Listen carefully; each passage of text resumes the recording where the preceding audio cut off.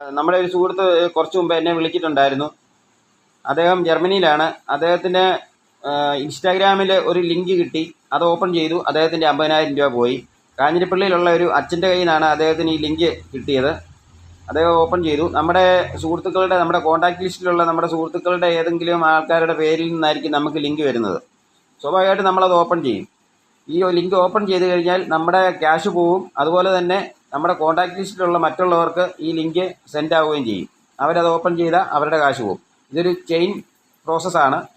അതുകൊണ്ട് ദയവായി ഇൻസ്റ്റാഗ്രാം ഉപയോഗിക്കുന്നവർ അതിൽ വരുന്ന ലിങ്കുകൾ ഓപ്പൺ ചെയ്യാതിരിക്കുക. വളരെ സൂക്ഷിച്ച് കൈകാര്യം ചെയ്യുക. ഇല്ലെങ്കിൽ സാമ്പത്തിക നഷ്ടം ഉണ്ടാകും. അതുപോലെ തന്നെ സുഹൃത്തുക്കളായിട്ടുള്ള നിങ്ങളെല്ലാവരും ഈ വീഡിയോ നിങ്ങളുടെ സുഹൃത്തുക്കൾക്കും കൂടി ഒന്ന് ഷെയർ ചെയ്ത് കൊടുക്കുക. അവർക്കും അത് ഉപകരിക്കട്ടെ.